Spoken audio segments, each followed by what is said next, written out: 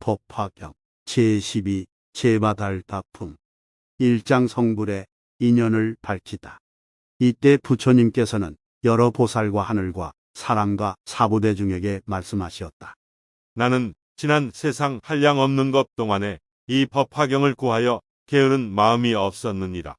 여러 것 동안 항상 국왕이 되어서도 의없는 깨달음을 발언하고 구원하는데 마음이 물러나지 아니하였느니라. 또한 육바라밀을 원만하게 행하기 위하여 보시를 부지런히 행할 적에도 인색하고 아끼는 마음이 없어 코끼리, 말, 칠보, 국토, 아내, 자식, 남종, 여종들과 몸과 목숨까지 아끼지 않고 보시하였느니라. 이때 세상 사람들의 수명이 한량 없었지만 법을 구하기 위하여 나라와 국왕의 자리를 버리고 정치는 태자에게 맡겨버리고 북을 크게 올리고 영을 내려서 사방으로 법을 구하되 누가 나를 위하여 대승법을 설하여 주겠느냐. 나는 그를 위하여 종신토록 받들어 모시고 시중하리라 하였느니라.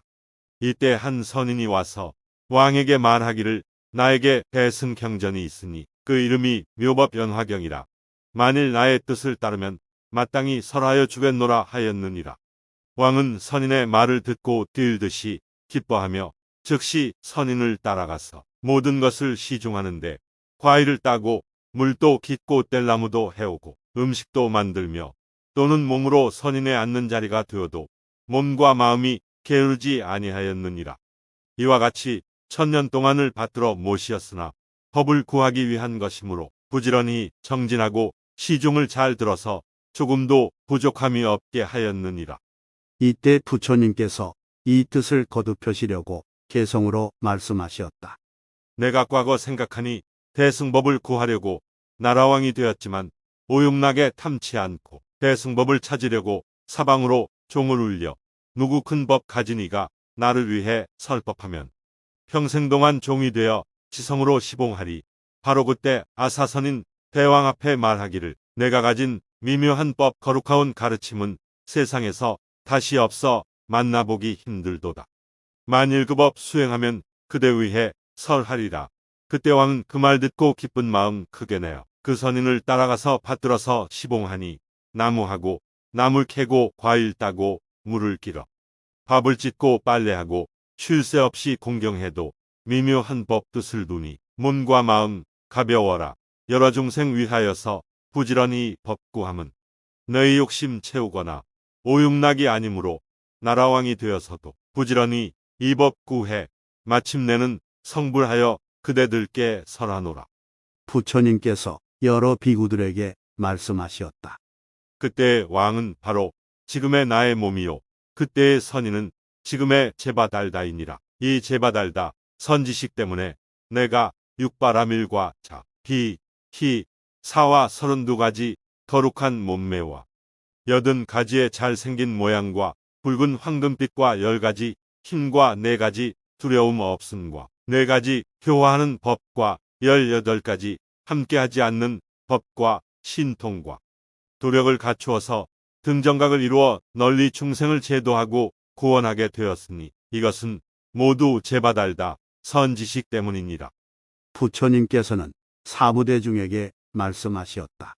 제바달다는 한량 없이 오랜 세월을 지나서 반드시 부처님이 되리니 그 이름은 천왕열애, 은공, 정변지, 명행족, 선서, 세간해, 무상사, 조어장부, 천인사, 불세존이요. 그 세 개의 이름은 천도라 하리라.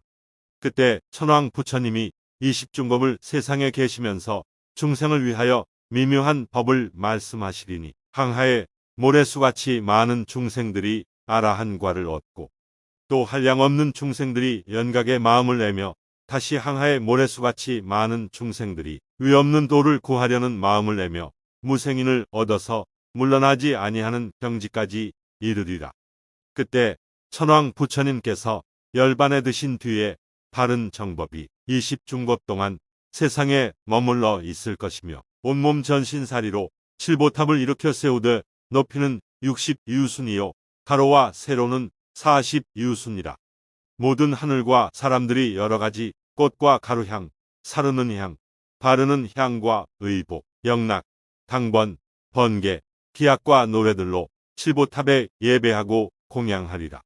한량없는 중생들이 아라한과를 얻고 또 무량한 중생들이 벽지부를 깨달으며 생각할 수 없이 많은 사람들이 깨달으려는 마음을 일으키어 물러나지 않는 자리에 이르리라. 부처님께서 여러 비구들에게 말씀하시었다.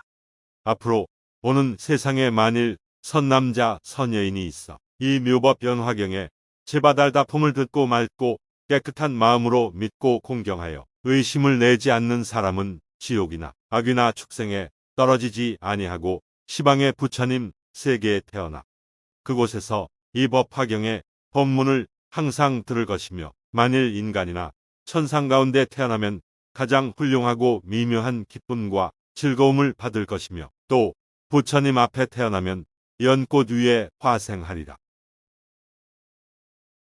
2장 영묘가 불도를 이루다. 이때 하방세계에서 다보 세존을 따라온 한 보살이 있었으니 이름이 지적이라. 이 지적 보살이 이제 본국으로 돌아가려고 다보 부처님께 인사를 드리었다. 석가모니 부처님께서 이때 지적에게 말씀하시었다. 선남자야, 잠깐만 기다려라. 여기에 문수살이라고 이름하는 한 보살이 있으니 서로 만나보고 미묘한 법을 의논하고 이야기한 뒤 그대의 본국으로 돌아가거라. 이때 문수사리 보살은 큰 술에 박히만한 찻잎 연꽃 위에 앉았고 함께 오는 보살들도 모두 보배로 된 연꽃 위에 앉아 있었다. 이들은 큰 바다의 사갈라 영궁으로부터 저절로 솟아올라 허공을 지나 영축산에 이르렀다. 연꽃에서 내려와 부처님 앞에 나아가 머리를 숙여 두 분 세존 발에 공경 예배하고는 지적 보살 있는 곳으로 가서 서로 위로하고 인사를 나눈 뒤 한쪽으로 물러가 앉아 있었다. 지적 보살이 문수사리 보살에게 물었다. 어지신이여, 당신께서 용궁에 가시어 교화하신 중생은 그 수가 얼마나 되나이까? 문수사리 보살이 대답하였다. 그 수는 한량없이 많아 헤아릴 수도 없고 입으로 말할 수도 없고 마음으로 측량할 수도 없나이다. 잠깐만 기다리면 스스로 증명하여 자연히 알 수 있으리다. 문수사리 보살이 이 말을 다 끝내기도 전에 한량없이 많은 보살들이 보배의 연꽃 위에 앉아 바다로부터 솟아올라와서 영축산 허공 중에 머물렀다. 이 많은 보살들은 모두 문수사리 보살이 교화시킨 이들이니 보살행을 갖추어 육바라밀을 서로 이야기하며 본래 성문이던 사람은 허공 가운데서 성문의 행을 말하다가 지금은 모두 대승에 공한 이치를 닦고 행하는 이들이라. 문수사리 보살은 지적 보살에게 말하였다. 바다 가운데서 교화한 일이 이러합니다. 이때 지적 보살이 개성으로 찬탄하였다. 크신지의 크신이덕, 위대하신 용맹으로 만생명을 구제하심 나와 대중 보았나니 실상이 뜻 연설하고 일승법을 열어주어 인도하신 많은 생명 보리 이루어 주셨도다. 문수사리 보살은 말하였다. 나는 바다 가운데서 오직 이 묘법 연화경만을 항상 설하였나이다. 지적 보살이 또 문수사리에게 물었다. 이 묘법 연화경은 그 뜻이 매우 깊고 미묘하여 여러 경전 가운데서도 보배이며 세상에서 찾아보기 힘들고 만나보기 어려운 경입니다. 만일 많은 중생들이 부지런히 정진하여 이 묘법 연화경을 받아가지고 읽고 외우고 옮겨 쓰고 남을 위해 설법하며 닦고 행하면 쉽게 성불할 수 있겠나이까? 문수사리 보살은 대답하였다. 사갈라 용왕에게 한 딸이 있으니 나이는 겨우 8살이라 지혜롭고 총명하여 중생들의 모든 성질과 행동과 업보를 잘 알며 지혜가 있어 여러 부처님께서 말씀하신 매우 깊고 비밀한 법정을 다 알아가지고 선정에 깊이 들어가 모든 법을 통달하여 분명히 알고 찰나 사이에 깨닫는 마음을 내어 물함이 없는 법을 얻었으며 변제가 걸림이 없고 중생을 어여삐 생각하고 사랑하기를 어린 자식같이 하며 공덕이 다 갖추어져 마음으로 생각하고 입으로 연설함이 미묘하고 광대하며 자비롭고 어질고 겸손하며 그 마음이 부드럽고 운하하여 능히 깨달음의 지위에 이르렀나이다. 지적 보살이 말하였다. 내가 보니 석가모니 부처님께서는 한량 없는 것 동안에 어렵고 고통스러운 수행을 하시고 많은 공덕을 쌓아 깨달음의 도를 구하실 적에 일찍이 잠깐도 쉬는 일이 없으신지라. 삼천대천 세계를 볼 때 아무리 작은 겨자씨만한 땅이라도 이 보살이 몸과 목숨을 바치지 아니한 곳이 없으니 이것은 다 중생을 위한 때문이라. 이렇게 하신 뒤에야 큰 깨달음의 도를 이루셨거늘 이 용녀가 잠깐 사이에 깨달았다는 것은 믿어지지 아니하나이다. 이러한 말이 끝나기도 전에 용왕의 딸이 문득 앞에 나타나서 머리 숙여 예배하고 한쪽으로 물러나 개성으로 찬탄하였다.